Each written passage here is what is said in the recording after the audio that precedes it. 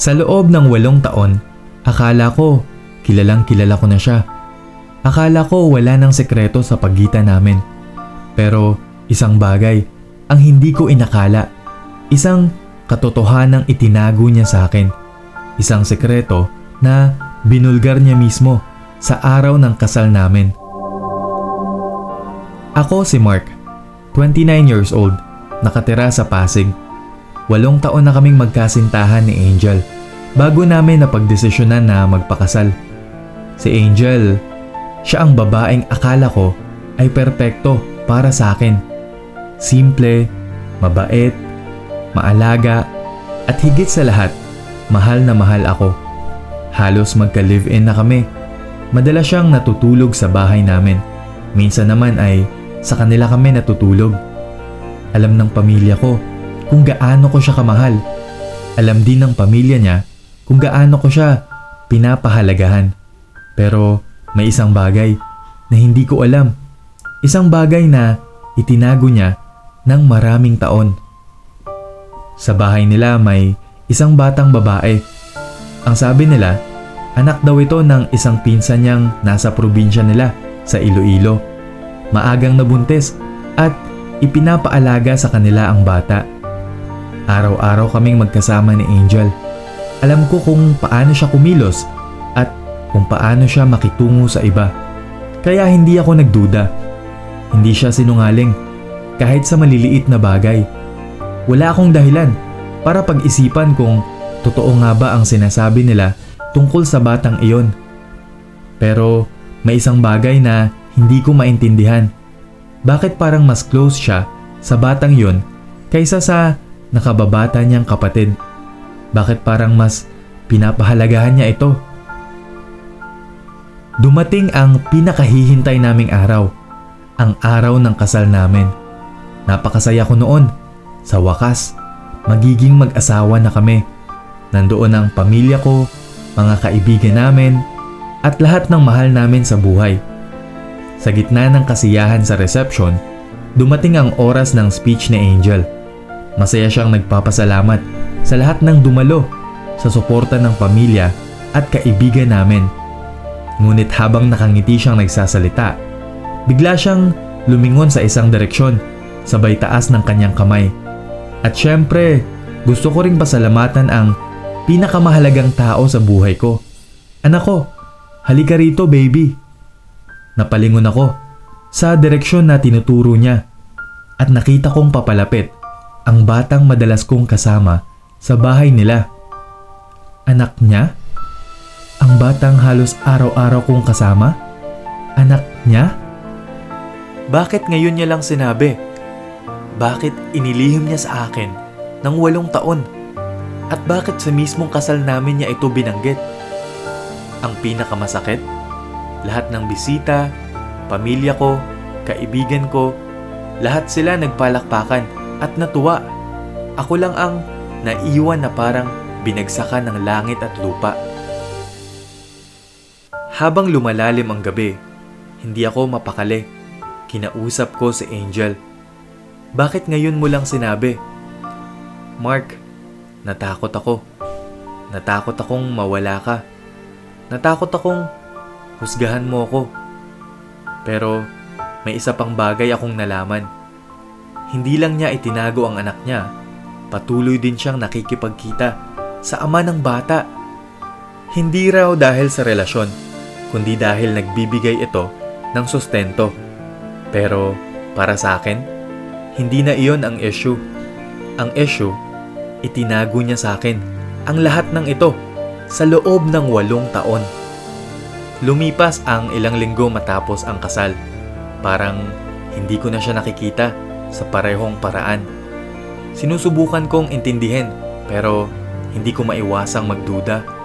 Hanggang sa isang gabi, may celebration sa office. Natapos na ang isang malaking proyekto kaya nanlibre ng dinner si boss sa Uptown BGC. Pagkatapos ng dinner ay nagpainom naman siya sa katabi lang na bar. Habang tumatagal ang gabi, nagiging mas magaan ang pakiramdam ko. Tawa dito, inom doon, at doon ko mas nakilala si Claire. Isa sa mga bago naming empleyado, 22 years old, fresh graduate sa kursong Bachelor of Arts in Economics at cum laude dyan sa isang sikat na universidad sa may Espanya, Manila. Isa ako sa nag-interview sa kanya nung nag-apply siya sa company namin. "Mukha kang may pinagdadaanan, Mark," sabi niya. "Gusto mo bang lumabas muna at magpahangin?" Medyo na-overwhelm na rin ako nun sa dami ng tao, kaya lumabas muna kami. Napapagaan ni Claire ang pakiramdam ko. Alam kong mali pero sa gabing yon, parang gusto ko lang maramdaman na may isang tao pang kaya akong intindihin. Nagpasama siya sa akin saglit na pumunta sa parking lot para kunin ang vape sa car niya. Pero dahil pareho na kaming medyo tipsy, umupo muna kami sa kotse niya para magpahinga. Pinaandar niya para mabuksan ang aircon. Habang nagkwekwentuhan kami, unti-unting lumalalim ang aming usapan. Ramdam ko ang init ng alak at ang lamig ng gabi. Ngunit ang pinakamalakas na epekto ay ang presensya ni Claire. Sa isang iglap, naramdaman kong sumandal siya sa balikat ko. Hindi ko alam kung dala lang ng pagod o may mas malalim na kahulugan. Maya-maya pa, tumingin siya sa akin. Idinikit niya ang mukha niya sa mukha ko at nakatutok din ang bibig niya sa labi ko. At doon ko lalong nakita kung gaano siya kaganda sa malapitan. Sa sandaling yon, hindi ko na rin napigilan ang sarili ko.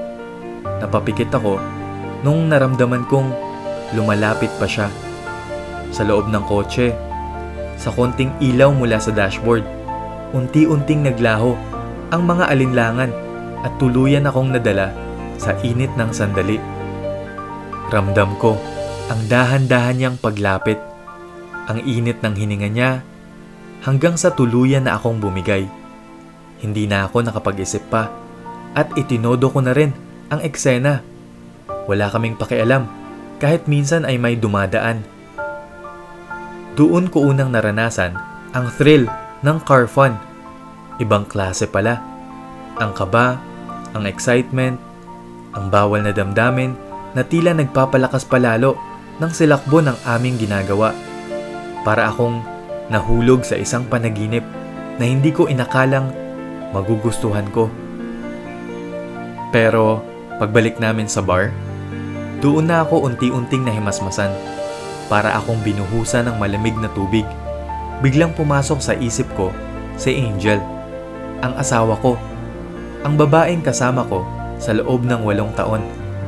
Ano itong nagawa ko? Kahit kailan, hindi ko pa siya niloko. Hindi ako kailanman nagtago ng lihim sa kanya. Pero ngayon, sa isang gabing puno ng tukso, nagbago ang lahat. Ngayon, normal naming ipinagpapatuloy ang buhay mag-asawa namin ni Angel. Wala siyang kaalam-alam sa nangyari. Wala siyang ideya na habang ngumingiti ako sa kanya tuwing umaga, may bigat akong dinadala sa loob ko. Isang lihim na unti-unting bumabagabag sa akin. Nakokonsensya na ako. Sabi nila, walang lihim na hindi nabubunyag. At minsan, naisip ko, mas mabuti pang matuklasan na lang niya. At pagkatapos nun, bahala na. Hindi ko alam kung kakayanin ko pang mabuhay sa ganitong sitwasyon. Sa pagitan ng pagtataksil ko at ng kasinungalingang itinago niya sa akin ng 8 taon. Sa kabilang banda, hindi ko rin alam kung napatawad ko na ba siya o kung kaya ko pa siyang patawarin sa panlolokong ginawa niya.